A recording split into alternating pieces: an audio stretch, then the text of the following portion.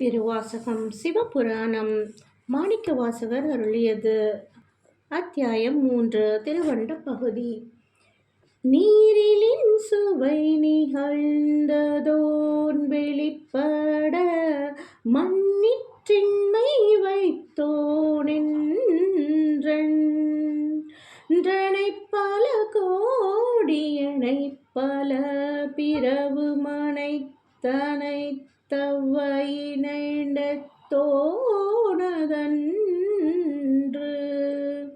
இறைவா, நீரில் சுவையை வைத்தாய் நீ, நிலத்தில் வலிமை படைத்ததும் நீ.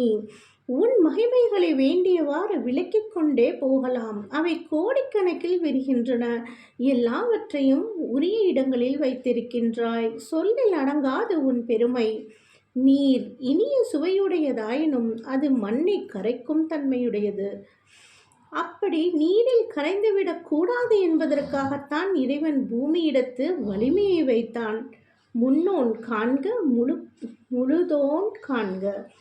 அற்புத வல்லமை படைத்த இறைவன் யாரெனில் அவனே ஈசன். அவனே உலகம் யாவினுக்கும் ஆதி மூலமாயிருப்பவன்.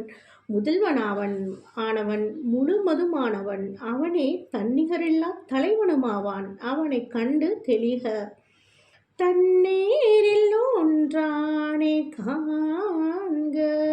அவன் குறையற்றவன், இணையற்றவன் என்பதை உணர்க. என தொல்லையை இட்டு நின்றோன் காண்க. காண புலியறியறையோன் காண்க.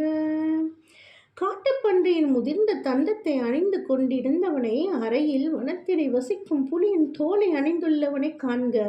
இந்த உலக மக்கள் உயர்ந்த ஆடை அணிகலன்களை அணிந்து அழகுற பவனி வருவார்கள்.